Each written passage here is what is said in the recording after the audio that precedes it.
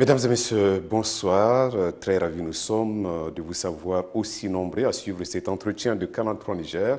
Entretien que vous suivez tous les lundis à partir de 22h20 et les jeudis à 21h. Notre invitée ce soir est une femme battante, qui a choisi de sacrifier son être à la défense des droits des femmes et des enfants victimes des violences familiales au Niger. Madame Moussa Mariama, c'est bien d'elle qu'il s'agit évidemment, mène ce délicat et noble combat depuis 1998, date à laquelle elle a créé l'association SOS Femmes et Enfants victimes de violences familiales. Madame la Présidente, bonsoir et merci de nous recevoir au niveau de votre siège.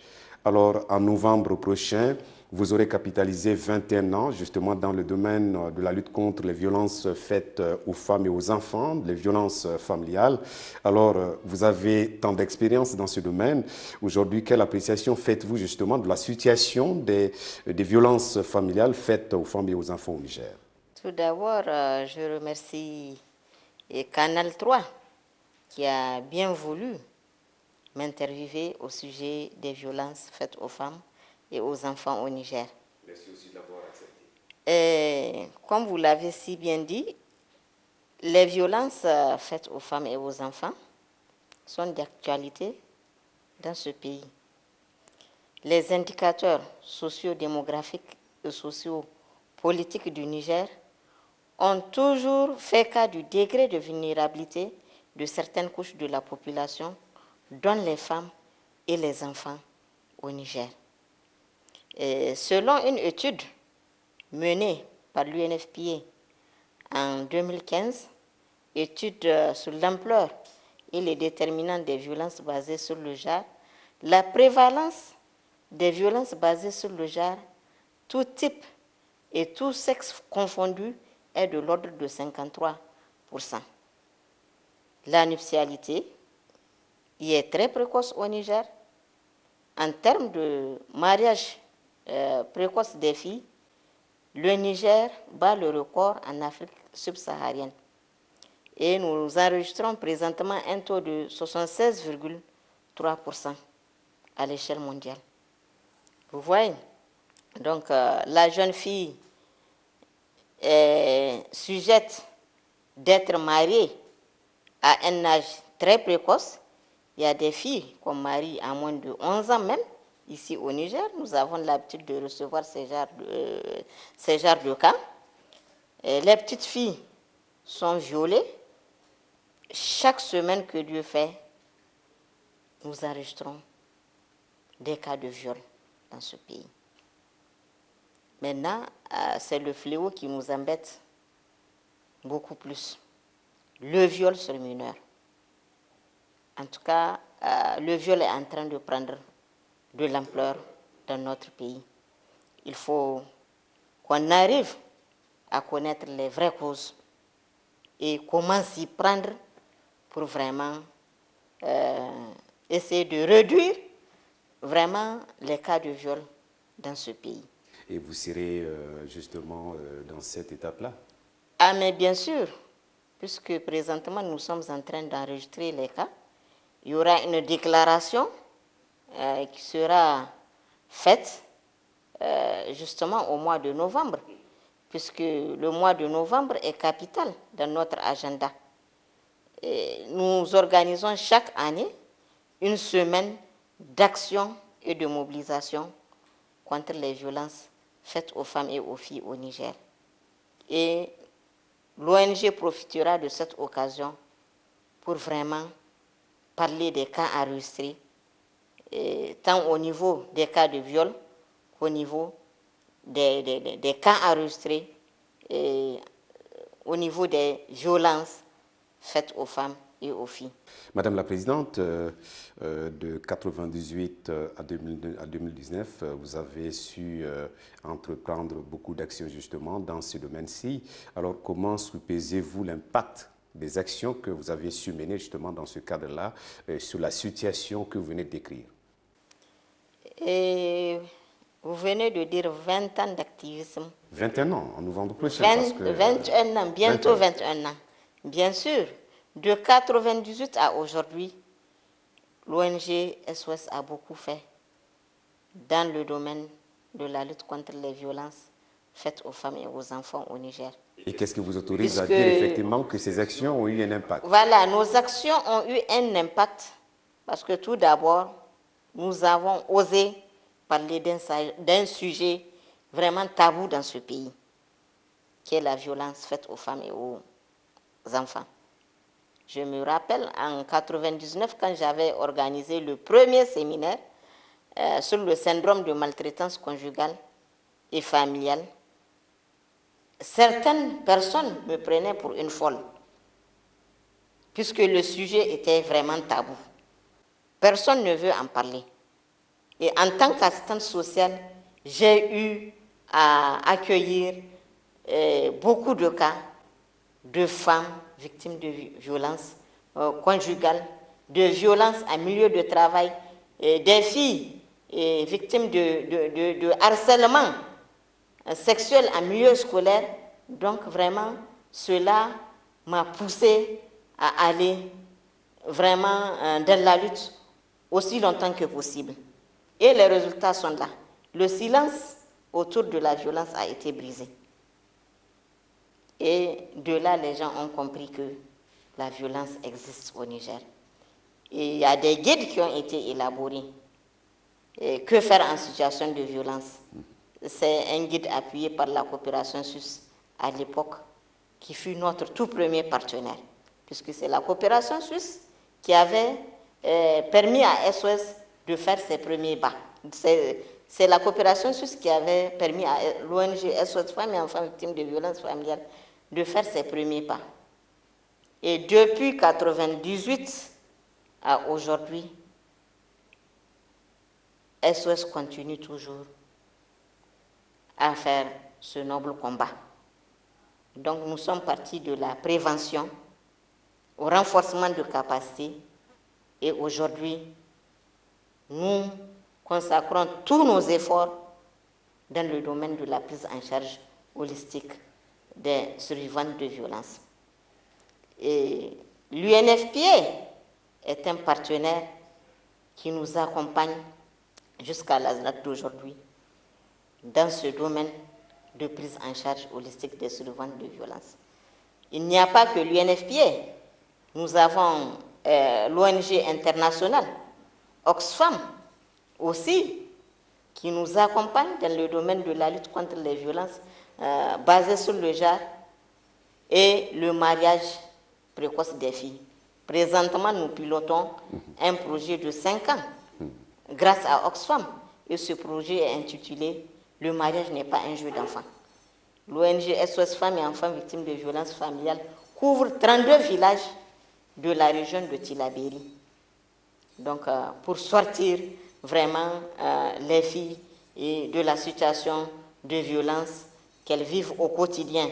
Il y a le mariage précoce, la déscolarisation des filles et puis les violences au quotidien. Madame la Présidente, certes, vous venez de le dire, beaucoup d'actions sont entreprises dans ce cas-ci, mais malgré tout, les violences familiales sur les femmes et les enfants sont toujours d'actualité. Je voudrais vous faire apprécier justement cette citation d'une anthropologue française qui s'appelle Françoise Hurtier. Je la cite: « L'homme est la seule espèce dont les mâles tuent les femelles. » Alors, pensez-vous qu'une telle affirmation trouve son sens dans le contexte nigérien? Oui et non.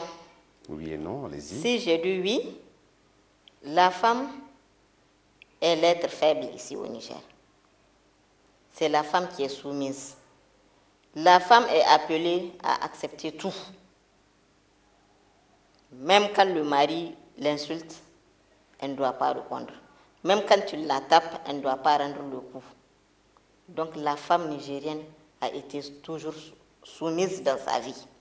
Nous l'avons hérité de nos parents. Mais aujourd'hui, les mentalités sont en train de changer.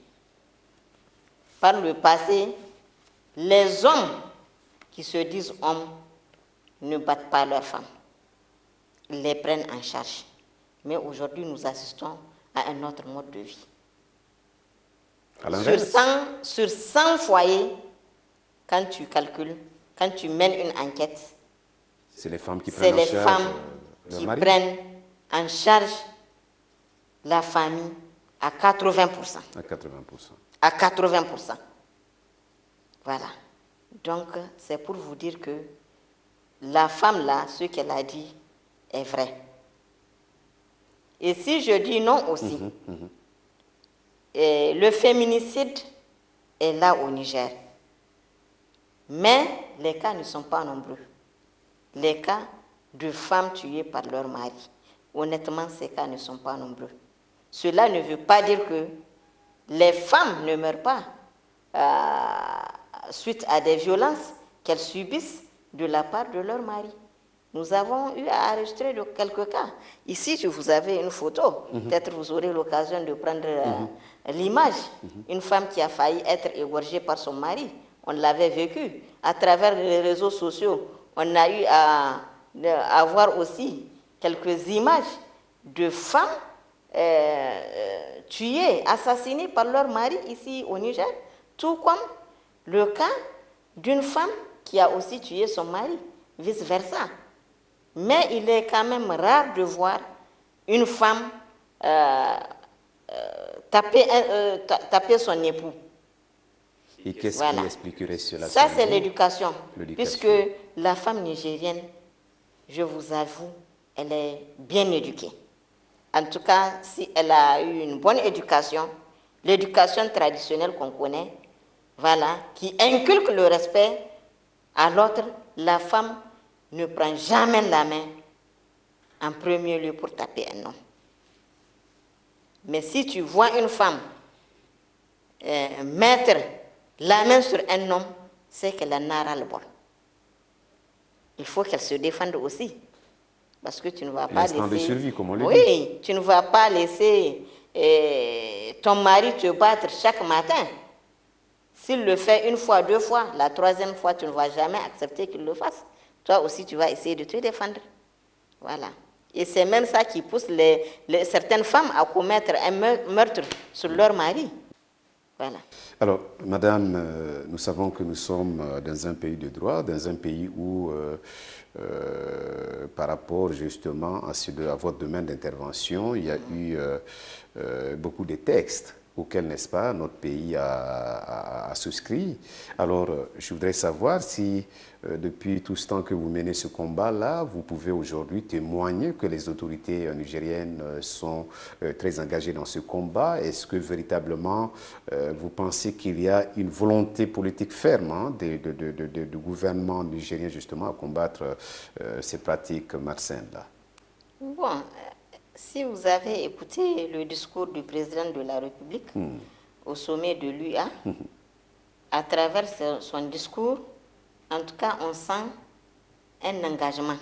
Oui, mais dans les actes. De la part du chef suprême, à travers ce discours. Mais, dans les actes, vraiment, je peux dire qu'il y a eu peu d'avancées, mais pas très significatives. Parce qu'aujourd'hui, nous ne disposons pas d'une loi spécifique luttant contre les mariages, nous ne disposons pas d'une loi spécifique réprimant les violences faites aux femmes et aux enfants. Certes, la Constitution nous protège, mais la pratique est un problème. Quand il s'agit de pratiquer les textes, quand il s'agit de pratiquer les instruments juridiques auxquels le Niger a adhéré, la difficulté s'y trouve à ce niveau. Mais est-ce que vous avez eu à mener des réflexions en ce sens ou aller vers le gouvernement, à faire des propositions en ce sens? À partir du moment où, dans nos actions de plaidoyer, nous invitons les membres du gouvernement, à l'Assemblée aussi, il y a des structures qui ont eu à déposer des instruments juridiques qu'ils veulent qu'on ratifie. Le protocole de Maputo, qui est toujours dans les tiroirs. La CEDEF, qui n'est pas ratifiée à 100%, puisque le Niger a émis des réserves au niveau de cet instrument juridique internationale. Voilà. Pourtant, le Niger a accepté d'y adhérer. Même la CDE, le Niger l'a ratifié. Mais aujourd'hui, les droits des enfants sont piétinés. Cela veut dire que les Voilà. réserves ont précédé finalement les réflexions ou qu'est-ce qui s'est passé finalement? On en parle tous les jours. On en parle tout le temps. Quand on se rencontre dans des forats, nous demandons toujours la levée de ces réserves-là. Ce n'est pas encore fait. Est-ce Voilà. que vous avez l'espoir que cela serait fait? Mais on ne va pas baisser les bras. Nous continuons toujours à espérer que vraiment la femme nigérienne trouve toute la jouissance qu'il faut dans sa vie. Voilà, qu'elle soit protégée à 100%, qu'elle ne soit pas discriminée. Nous sommes en train de lutter pour cela. Et je ne dis pas que c'est la femme seulement qui est violentée. Et c'est pour cela que maintenant la lutte tend vers la lutte contre les violences basées sur le genre. Cela ne veut pas dire que l'homme aussi est épargné. Il y a des hommes qui sont violentés. Nous avons l'habitude de recevoir des cas dans nos locaux. Mais ils ne sont pas nombreux. Ils ne sont pas nombreux. Et nous prenons en compte vraiment les couches les plus vulnérables que nous connaissons tous. C'est la femme et l'enfant. C'est la femme et l'enfant. Mais si par rapport aux violences faites aux femmes, les hommes sont épargnés, c'est au niveau des mesures juridiques à prendre. Puisque si l'auteur de l'acte de violence n'est pas sanctionné, effectivement, c'est comme si on épargne l'homme de par l'acte qu'il a eu à poser. Les textes eux-mêmes, en fait, ont tendance à le panier finalement. Non, il y a des textes qui sont là, qui protègent la femme ici au Niger. Le code civil est là. Et la constitution nigérienne est là. Si nous prenons la CEDEF aussi, on peut vraiment faire beaucoup de choses. Mais il nous faut une loi spécifique qui réprime les violences faites aux femmes et aux enfants. Voilà. Et au niveau aussi des instances de prise de décision, la femme est discriminée. Vous voyez, même quand vous prenez la taille du gouvernement, combien de femmes y a-t-il sur les 40 et quelques postes ministériels? À l'Assemblée aussi. Je ne dis pas qu'il n'y a pas d'avancée, mais il faut œuvrer pour que vraiment, pour que la parité puisse naître ici au Niger, comme dans les autres pays. Madame, on peut se permettre de dire que vous avez réussi votre combat, même si c'est un combat qui continue. Vous avez beaucoup de partenaires qui vous accompagnent, vous en aviez cité quelques-uns ici. Vous avez été plusieurs fois distingué justement pour ce combat que vous menez. Et vous avez même réussi à construire, à mettre en place justement un centre d'hébergement, un centre d'accueil des femmes, des enfants victimes de ces violences-là, que vous appelez la Maison de l'Espoir. Aujourd'hui, quelles seraient vos perspectives? Bon, en termes de perspectives, nous pensons à l'opérationnalisation de la Maison de l'Espoir, qui est un centre de prise en charge holistique des survivantes de violences basées sur le genre. Nous l'avons obtenu grâce à l'appui de la chancelière allemande, Angela Merkel, qui a reçu le premier prix international sur l'égalité de genre initié par le gouvernement finlandais en 2018. Et c'est cette dame-là qui a pensé à nous. Voilà. Donc, elle a choisi notre ONG pour être récipiendaire de l'élément monétaire. Et quand j'étais partie en Finlande pour le prix, ils m'ont dit, bon, madame, que compteriez-vous faire avec cet argent-là? Je leur ai dit, nous allons investir là où le bas blesse, là où on n'arrive pas vraiment à avoir des résultats. Ce qui nous manque dans notre travail aujourd'hui, c'est disposer d'une maison d'hébergement temporaire pour les survivants de violences. Et ils ont vraiment accueilli l'idée. Et de retour, nous nous sommes consacrés à ça. L'ONG avait certes formulé une demande pour obtenir un terrain, mais vous savez que obtenir un terrain ici à Niamey pose problème. Vous ne l'avez pas obtenu? On ne l'a pas obtenu et nous étions obligés d'acheter notre propre terrain. Dans l'argent, nous avons acheté notre propre terrain et heureusement, nous avons trouvé un bon emplacement. Nous avons trouvé un terrain, même s'il nous a coûté cher quand même. C'est un terrain qui est situé à 200 mètres d'un goudron. À 200 mètres. Et c'est la raison pour laquelle... C'est dans quel quartier? C'est à la Cité du Progrès, juste derrière la station RPS. C'est la raison pour laquelle la chancelière allemande, quand elle était venue pour sa visite d'État au Niger, ou bien ce n'est pas une visite d'État qu'on dit. Voilà. Quand elle était venue pour sa visite d'État au Niger, elle a jugé nécessaire d'aller nous rendre visite, échanger avec les survivantes. Voilà. Donc, je profite de votre micro pour lui dire merci. Et je remercie aussi notre marraine, la première dame, Dr Lella Malika, qui nous appuie aussi. Elle aussi, elle fait des efforts. Et je n'oublie pas aussi l'État nigérien, qui nous a quand même donné l'autorisation d'exercice pour pouvoir mener nos activités. Là aussi, c'est un point de gagner.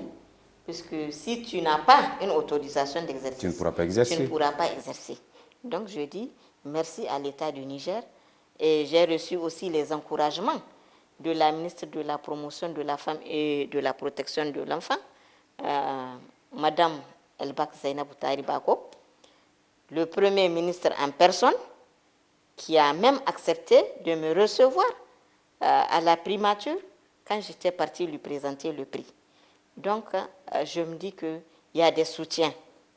Il y a des soutiens de part et d'autre. Mais nous en voulons beaucoup plus. Et au passage aussi, je n'oublie pas le Grand-Duché de Luxembourg.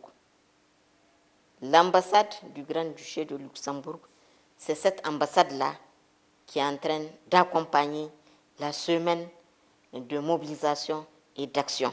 Et bientôt, nous serons à notre 3e édition. L'ambassade a décidé encore de nous accompagner dans ce sens.